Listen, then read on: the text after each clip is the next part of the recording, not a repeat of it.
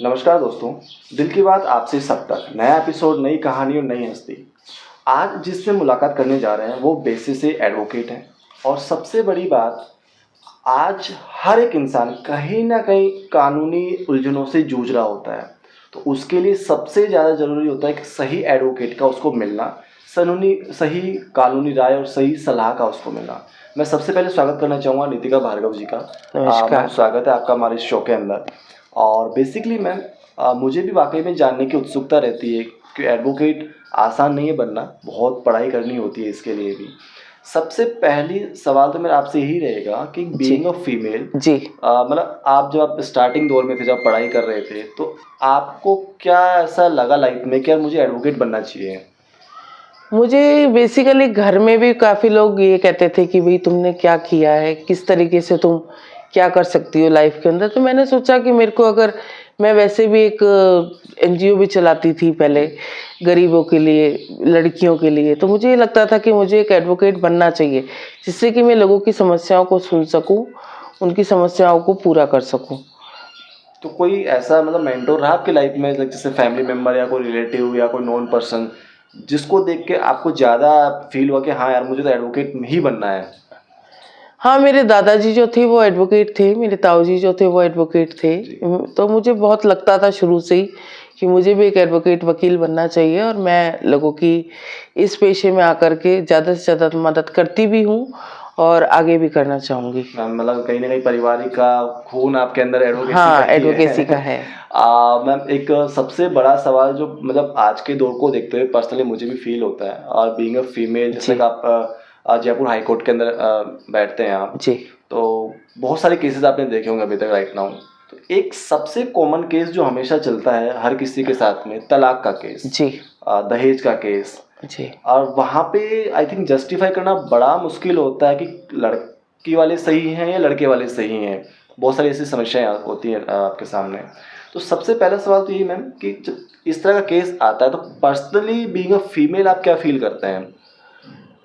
हमारे पास केसेस आते हैं, ज़्यादातर तो महिलाओं के ही आ पाते हैं, पुरुष भी आते हैं, लेकिन बड़ी ही विचित्र स्थितियों में महिलाएं आती हैं, रोती पीटती बिलखती हुई।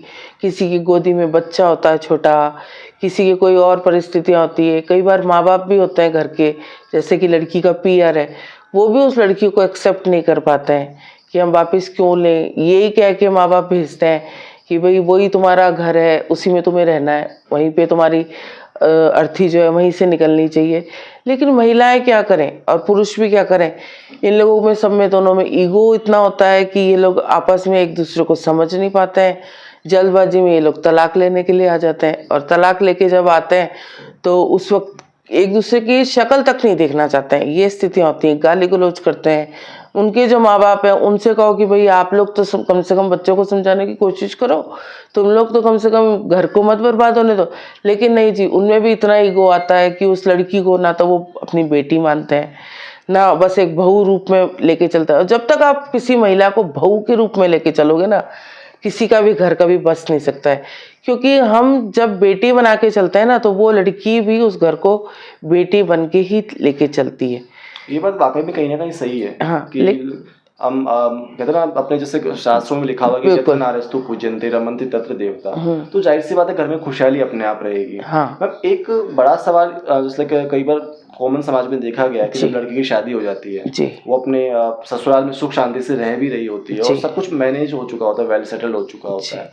बट क्योंकि बिकॉज लड़का लड़की दोनों ज़्यादा टाइम साथ में बिताते हैं, तो कहीं ना कहीं लड़का इस फ्रस्ट्रेशन में चला जाता है कि लड़की शादी के बाद भी मतलब अपने पीहर पक्ष में अपनी माँ से या बाप से या जो भी मिलने वाले लोग हैं, उनसे बैक टू बैक, बिकॉज आज फ़ोन का टाइम है, तो आधे से ज़्यादा समय फ़ोन पे उनके साथ बिता रही होती है। बिल्कुल।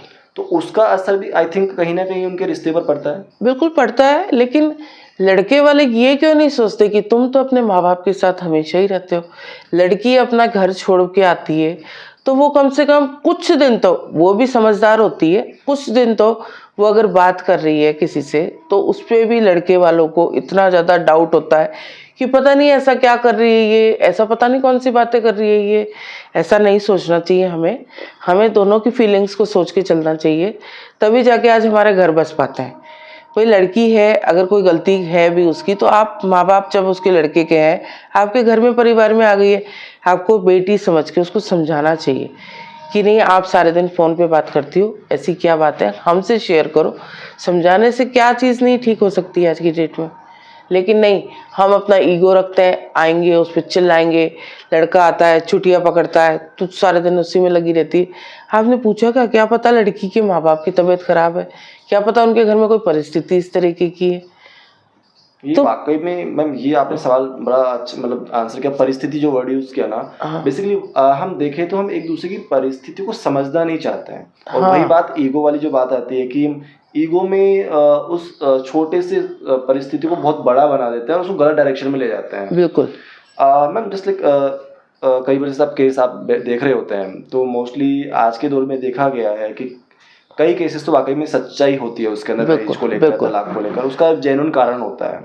बाकी मोस्ट ऑफ कई 80% से ज़्यादा केस ऐसे बन गए हैं आज के दौर में, कुछ पैसे की भूख कहीं ना कहीं बढ़ गई है। तो मोस्टली लड़की के जो पेरेंट्स होते हैं जी, वो लूटने के पॉइंट ऑफ व्यू से ये तलाक के केस दर्ज करने लग गए हैं आज की डेट में, ताकि लड़की एक साल वहाँ किसी घर में, फिर दूसरा साल किसी और घर में, ये वर्तमान में चल रहा है। जी। तो वहाँ पे मतलब आप एक वकील होने के नाते मतलब कैसे उस केस को डील करते हैं कि ताकि लड़के वालों का मतलब सही वो साबित हो सकें। हाँ, जो जेन्युइन होती हैं लड़कियाँ, वो तो यही सोचती हैं कि हमें मेंटेनेंस खाली मिले, वो भी नहीं देते हैं लड़के वाले। लेकिन कुछ लड़कियाँ इस तरीके की भी होती हैं जो कहती हैं कि नहीं, मुझे तो पूरी प्रॉपर्टी में भी राइट्स चाहिए लड़के वालों के, मुझे उसकी जो ज्वेलरीज है माँ की वो भी चाहिए, सब चीज़ें चाहिए। लेकिन ये देखिए कि जहाँ तक जब लड़की जो है वो गलत अगर होती है, जी तो वो उसकी सोच क्या होती है पहले से ही हमें नजर आती है कुछ तो। जी जी। क्योंकि वो जैसे ही कोर्ट में घुसती है ना, उसके रंग ढंग कुछ अलग ही होते हैं। वो किसी के साथ आती है, वहाँ पे हंसती है, हम्म, बिलकती है। लेकिन क्या होता है कि नजर आ जाता है हम लोगों को कि हम कोर्ट में इस तरीके के लोगों को देखते जी। हैं, तो डेली हमें ये तो चीज़ नजर आती है कि कौन सच है और कौन गलत है। मैम बिकॉज कई बार क्या है, बहुत सारी धाराएं, कानून ऐसे हैं जो कहीं ना कहीं लड़कियों के पक्ष में ही है, तो वहाँ जी, पे लड़का सही होकर भी गलत साबित हो जाता है। तो ये एक बड़ी विडंबना भी है हमारे जी, समाज में। जी, तो मुझे लगता है कि आई थिंक एडवोकेट होने के नाते आप अगर सही का व्यक्ति का साथ देंगे तो समाज में इस तरह की घटनाएं भी घटित नहीं होंगी। जी, और जो आपराधिक प्रवृत्ति के लोग हैं वो कहीं ना कहीं रुकेंगे इस काम को करने से पहले, सोचेंगे 10 बार। एक बात और मैम कि जस्ट लाइक अगर कोई काउंसलिंग के लिए आपके पास आना चाहे, जी, आपसे मिलता है, जी, चाहे लड़का लड़की कोई भी हो, नई जनरेशन भी हो, क्योंकि आज के दौर में लव मैरिज का एक बड़ा चलन चल गया है। बिल्कुल, और तो वहाँ पे माँ बाप को बड़ी पीड़ा होती है, बिकॉज पाल पोस के उन्होंने बड़ा किया होता है दोनों बच्चों को, चाहे लड़का हो चाहे लड़की, दोनों जी। पे ये चीज़ लागू होती है। तो क्या ऐसे बच्चों को आप समझाना प्रीफर करती हैं पहले? बिल्कुल, मैं समझाना प्रेफ़र करूँगी, क्योंकि आजकल लिविंग रिलेशंस भी एक है, जिसके अंदर कि लोग आते हैं, लिविंग रिलेशन में रहते हैं। माँ बाप तो माँ बाप ही होते हैं। माँ बाप जो भी सोचेंगे लड़के के लिए या लड़की के लिए, वो जितना सही होगा, उतना एक हम प्यार के उसमें जोश में आकर के कर लेते हैं कि नहीं, मुझे तो इसी लड़के से शादी करनी है, इसी लड़की से। आधा कारण तो ये भी है कि डाइवोर्स का, क्योंकि हम पहले तो प्यार में शादी कर लेते हैं, उसके बाद हम जोश में आकर के वही लोग तलाक लेते हैं। तो ये भी चीज़ें गलत हैं। तो मेरे पास तो जो भी आता है, मैं कोशिश यही करती हूँ कि पहले उनको समझाने की कोशिश करूँ कि तुम सोच लो। क्योंकि क्या होता है, लड़का जो प्यार में है ना, वो ना तो कमाता होता है, ना लड़की कमाती होती है। बिल्कुल मैम। तो तुम प्यार करके शादी करके कुछ खाओगे तो कैसे खाओगे? तब आपको ज़रूरत पड़ती है तो आपस में लड़ाइयाँ होती हैं इन लोगों की। तब ना तो माँ बाप एक्सेप्ट करते हैं, ना और कुछ होता है। वो जाहिर सी बात है, माँ बाप को एक्सेप्ट करें, बिकॉज आपने उनकी भावनाओं को इतनी ठेस पहुंचा चुके होते हो, मतलब एक तरह से जिंदा लाश वो बन चुके होते हैं आपकी छोटी सी गलती की वजह से। और जाहिर सी बात है, प्यार करो कोई गुनाह नहीं है, लेकिन सबसे पहला चीज़ आपका करियर, आपका लाइफ, आपका बैंक बैलेंस बहुत ज़रूरी है। कहीं भी रहोगे, 2 रोटी खाने के लिए पैसे तो चाहिए और मेहनत आपको करनी पड़ेगी।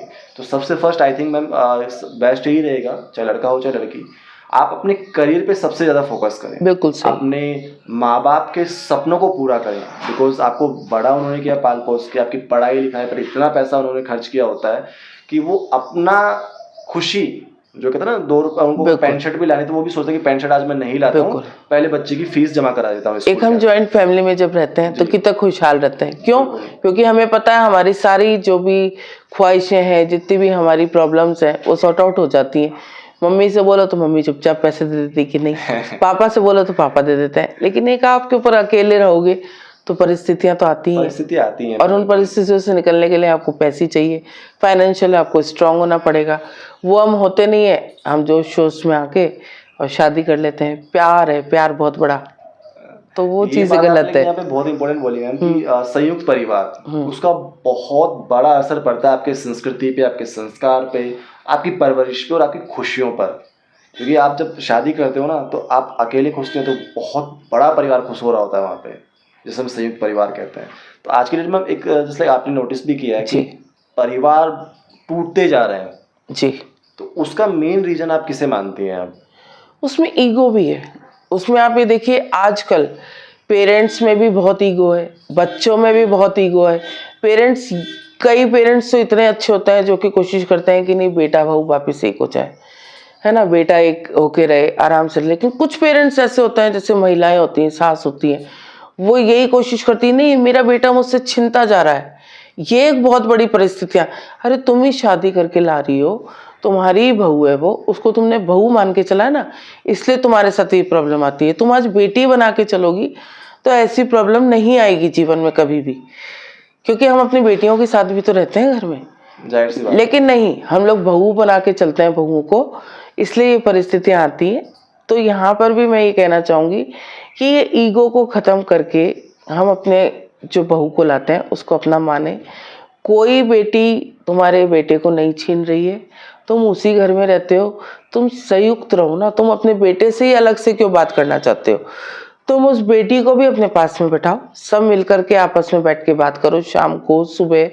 तो ये ऐसी परिस्थितियां कभी नहीं आएंगी, घर किसी के नहीं टूटेंगे।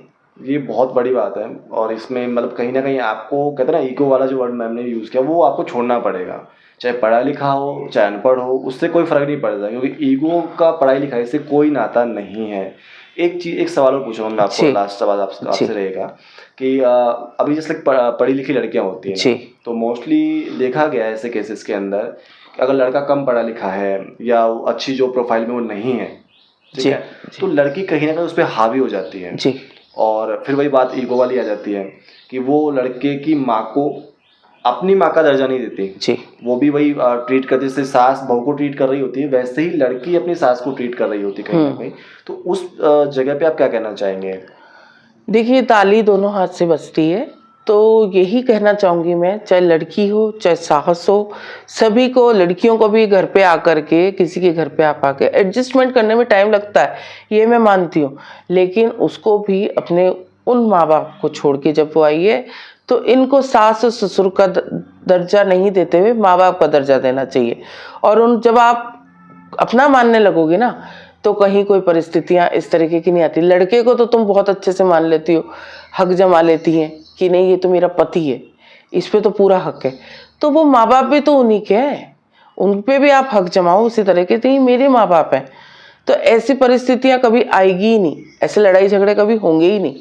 हमें मानना तो पड़ेगा आपस में एक दूसरे को, चाहे सास को बहू को बेटी मानना पड़ेगा, बहू को माँ बाप मानना पड़ेगा, रेस्पेक्ट आपको देना पड़ेगा। आप कितनी भी ऊंची पोस्ट पे हैं, इज्जत आपको देनी पड़ेगी, तो आपको इज्जत मिलेगी। नहीं देंगी तो कभी नहीं मिलेगी। तालियां दोनों हाथ से बजती ये है। वाकई बिल्कुल सच बात है कि अगर ताली दोनों हाथ से ही बजती है और मान सम्मान प्यार एक दूसरे के प्रति जितना रहेगा ना, जैसा कि हमारे वेद पुराणों में भी लिखा हुआ है, अपने कोई भी बुक्स आप उठा के देखो, चाहे आज की दौर की हो चाहे पुराने दौर की हो, हर जगह एक बात को कॉमनली कहा गया है कि जितना आप प्यार देंगे उतना प्यार आपको मिलेगा, बिल्कुल। जितना सम्मान आप देंगे उतना सम्मान आपको मिलेगा। और आई थिंक इस तरह की घटनाएं घटित होना कम हो जाएंगी, बहुत रेशो कम हो जाएगा, एक दूसरे की फीलिंग्स के प्रति हमारी भावनाएं प्रगाढ़ होंगी, तो बहुत सारी खुशियाँ हमारे आसपास होंगी। मैम आपने इतनी अच्छी अच्छी बातें हमारे व्यूवर्स को बताई, और आई थिंक एक एडवोकेट होने के नाते जो राय आप सच्चे दिल से दे सकते थे वो आपने दी। और मैं चाहूँगा जाते जाते बस हमारे दर्शकों को प्यारा सा संदेश आपकी तरफ से, जो उनके जीवन में खुशियाँ हमेशा बरकरार रहें। मेरा कहना यही रहेगा कि घर परिवार को तोड़ना बहुत आसान होता है, लेकिन जोड़ना बहुत ही मुश्किल होता है। इसलिए कोई भी महिला या कोई भी पुरुष इस तरीके का कोई भी कारण ना बने जिसकी वजह से हम अपना घरों को तोड़ते हैं, क्योंकि हम तो तोड़ लेते हैं लेकिन वो जो छोटे छोटे बच्चे जिनके घरों में पैदा हो जाते हैं ना, उनसे पूछिए, वो कहने के लिए ना अपने माँ को माँ कह पाते हैं, ना पिता को पिता कह पाते हैं। तो मेरा कहना यही है कि घर को जोड़ना सीखिए, तोड़ना ना सीखें। और इसी संदेश के साथ मैं अपने विचारों को मैम बिल्कुल, विराम आपने देते इतना हुए सबको कीमती समय में नमस्ते दिया, इसलिए कहती हूँ। बहुत बहुत धन्यवाद। आप फिर मिलेंगे नए एपिसोड में, नई कहानी के साथ, नई हस्ती के साथ। दिल की बात आपसे सब तक।